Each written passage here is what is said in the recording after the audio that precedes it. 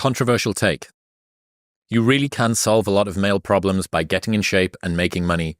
You still have problems. They're just smaller and you have more resources to handle them. The world is there for the taking for anyone who can learn from their mistakes, do what they say they were going to do, and stick with it, even if it's not sexy. What used to make a man acceptable now makes you extraordinary. The bar for winning has never been so low.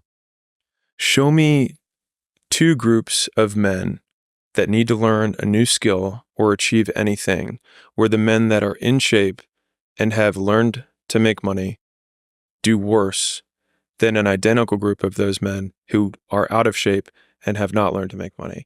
And it's a skewed, purposefully test, because the skill of getting in shape requires many other skills. The skill of making money has many other sub-skills. And so the real question is, give me a group of more skilled men and less skilled men, and I promise you the more skilled men will do better. Yeah. And so for anyone who gets offended by that, you're a moron. And so the idea is all men and women benefit from learning more skills. There's no world where being more skilled hurts you. What about the bar for winning has never been so low?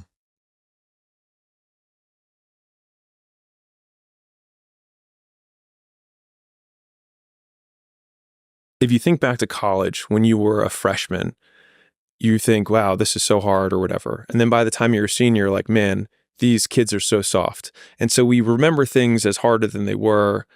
But I also think that there is a thread of reality, which is that the younger generation is softer. And I think we are softer than the generation above us. When I think about the guys who were storming Normandy, and I think about the people who would be attempting to do that now, as a class, I think that we are softer.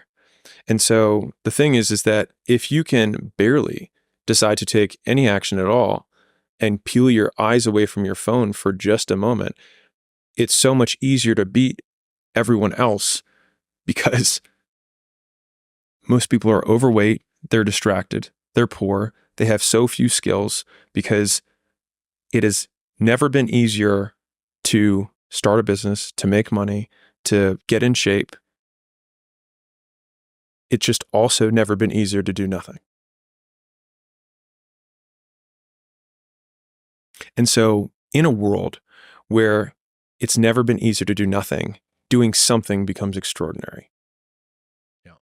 The bar genuinely never has been so low. If you're a beginner just figuring out how to make your first $1, I'm a co-owner of Skool.com. You can start for free. It's a cool setup that we have to help people do it. And right now, 54.1% of people who start a paid community on Skool make money. So we have put a tremendous amount of effort, Sam and I, into trying to remove all barriers and all friction for people who are getting started so that they have literally no excuses. The amount of detail that went into like where buttons go and what things we remove was actually a big one, was how can we so pare this down so that people don't get overwhelmed? Because the number one reason people cancel or decide not to do something is overwhelmed. And so we're like, okay, how can we funnel action into the clearest possible steps? And so it's been really cool to see the thousands of people who have made their first $1, which is what I make all my content about it. And so it's been the ride of my life.